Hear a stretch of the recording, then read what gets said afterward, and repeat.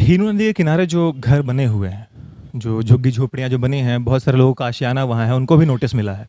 वो तो डर से खाली कर रहे हैं। हालाँकि उनका कहना है कि 30-32 साल से वहाँ वो रह रहे हैं।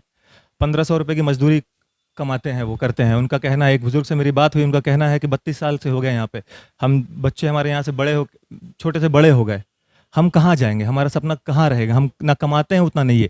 अब रहा बात जो पूँजीपति हैं, जो सेठ हैं, जो रसूखदार हैं, जिनके दुकानों को नोटिस मिला है अपर बाज़ार में, चाहे वो मंत्री जी की का होटल, जो उनकी पत्नी का होटल है एमराल्ड, उसकी बात करें, उनको नोटिस मिलने के बावजूद भी वहाँ पर सन्नाटा छाया हुआ है। देखिए, मैंने अपने पीसी में एक पत्र भी जारी किया और पीसी के माध्यम से जानकारी भी दी है कि एक तरफ इस देश में सबको आवास मिले, इसके लिए माननीय प्रधानमंत्री मोदी जी लगे हुए हैं। सबके सर के ऊपर आवास को एक छत मिले, उसके लिए योजनाएं चल रही हैं। योजना में जिनकी अपनी ज़मीन है उसमें मकान मिलना है, जिनकी अपनी ज़मीन नहीं है उनको भी आवास बना के देना है। मुझे लगता है यही हड़बड़ी है। यही हड़बड़ी के खिलाफ हम आज यहाँ हैं कि आप अगर अतिक्रमणकारी को भी तोड़ रहे हैं तो आप उसका सर्वे कराइए। सरकार, केंद्र सरकार इतना पैसा दे रही है कि आप वहाँ अतिक्रमणकारियों को भी सर्वे करा के उचित मकान बना के दे सकते हैं, लेकिन इच्छा शक्ति जगानी होगी। हमारी कार्यप्रणाली सुधरे। आज उन सब विषयों को लेके मैंने ये पीसी रखा है और मैं स्पष्ट रूप से कहना चाहूँगा कि आज के दिन नगर निगम ने अवैध भवनों को जो नोटिस दिया है, नगर निगम, नगर विकास विभाग, सूडा, डायरेक्टरेट, सब के पास एक साधन है जिसमें हम अतिक्रमणकारियों की भी सर्वे करने का एक हमारे पास प्रोग्राम है और जिसका पैसा केंद्र सरकार हमें देता है और हम उस निमित्त सर्वे करा के लोगों को बसाने का काम भी कर सकते हैं। तो मुझे लगता है इन सब चीज़ों पर पहल करनी चाहिए।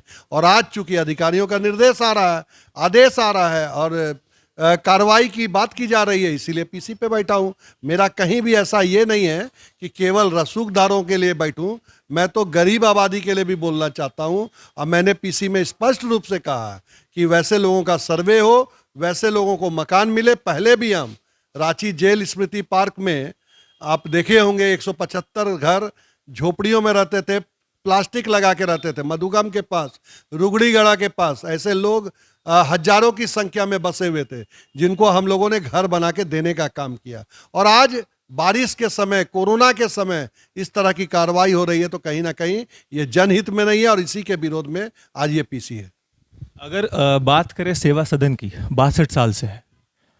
एक खपड़ेल के मकान में शुरू हुआ था 5 बेड से, और अभी अगर मान लीजिए उस पर अतिक्रमण का बुलडोज़र चलता है या उसे सील करने या तोड़ने की बात होती है, तो जो 62 साल में उसने सेवाएं दी हैं स्वास्थ्य के क्षेत्र में, इतने लोगों का जो लोगों को जो ठीक कर रहा है, जो बीमारियां से लड़ रहे थे उनको जो सेवाएं दी गई हैं, तो उसको देखते हुए आप किस हिसाब से आगे की प्रक्रिया क्या होगी आपकी? मान लीजिए अगर नहीं सुना गया या अगर मैनेजमेंट नहीं सुनता है या कुछ होता है, तो आगे क्या कीजिएगा, किस हिसाब से करिएगा? देखिए, कानून भी बोलता है कि 1974 के पूर्व के बने हुए आवास, घर या दुकान या मकान जो भी हो, अगर वो बने हुए हैं तो बिल्डिंग बायलॉज से आप एक तरफा निर्णय नहीं ले सकते हैं। आज 1974 के पूर्व नक्शा बनाने की प्रक्रिया नहीं चलती थी, और चलती भी होगी तो ऐसी प्रक्रिया थी जिससे सब लोग नक्शा पास नहीं कराते थे।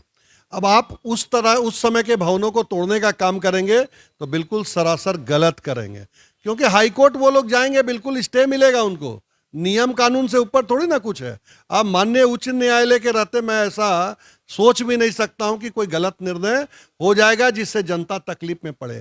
आज सेवा सदन पिछले 60 सालों से जो सेवा दे रहा है, क्या उसका ये परिणाम होना चाहिए था क्या कि उसके भवन को तोड़ने का नोटिस हो जाए?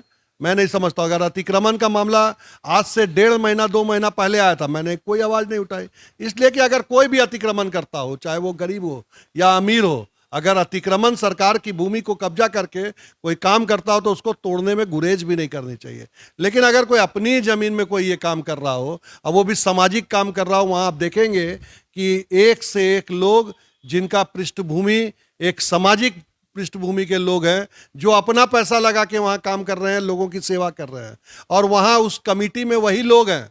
आज उनके इस सामाजिक धरोहर को तोड़ने की बात आ रही है, तो कहीं ना कहीं ये अपने आप में प्रश्न चिन्ह है। और उसी पर कैसे रोक लगे, इसके लिए चाहे वो नगर विकास सचिव हो, चाहे मुख्य सचिव हो, चाहे अपने नगर आयुक्त हो, मैंने सब जगह बोला है कि इस तरह की कार्रवाई नहीं होनी चाहिए। और जल्द ही मुख्यमंत्री से भी मिलकर बोलूँगा कि इस तरह की कार्रवाई ना हो।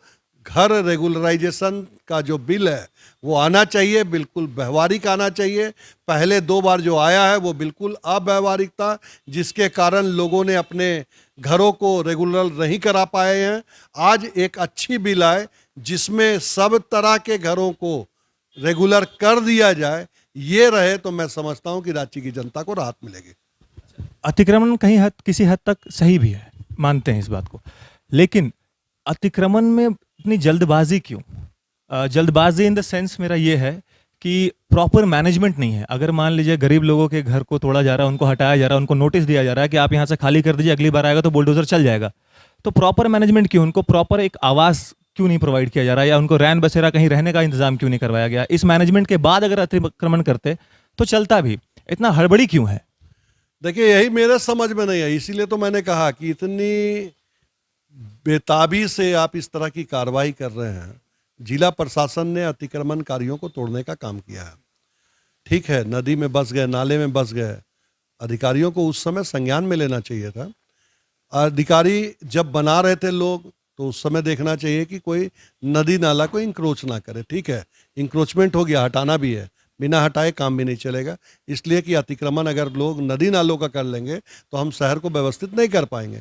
लेकिन उसके पहले सर्वे करा के उनको एक ठौर ठिकाना कैसे रह सके और आगे भविष्य में उनको घर कैसे मिल सके, मुझे लगता है ये सब चीज सुनिश्चित कर देनी चाहिए थी। माननीय उच्च न्यायालय से मेरा अनुरोध है कि वो भी संज्ञान में लेके अधिकारियों को इस बात के लिए बताएं, बोले कि गरीब गुरबा को एक आशियाना का व्यवस्था जिला प्रशासन राज्य सरकार के सहयोग से करे। केंद्र सरकार तैयार है जब प्रधानमंत्री आवास देने के लिए, तो मुझे लगता है इस तरह की प्रयास होनी चाहिए। अपने आप इन सभी मुद्दों से हम मुक्त हो पाएंगे। तो अभी आपने सुना रांची के उप महापौर संजीव जी को। इनका कहना है कि जिस संस्था ने स्वास्थ्य के फील्ड में बहुत योगदान दिया है, उसे अचानक अगर अतिक्रमण का नोटिस मिले, सील करने और तोड़ने की बात की जाए, तो उसकी सेवाएं कहाँ जाएंगी? जो गरीब लोग हैं जिनको अतिक्रमण के द्वारा हटाया जा रहा है, उनका पहले प्रॉपर मैनेजमेंट किया जाए, रहने की व्यवस्था की जाए, उसके बाद आप अतिक्रमण का कार्य कीजिए। जुड़े रहिएगा आप हमारे साथ, देखते रहिए लोकल खबर।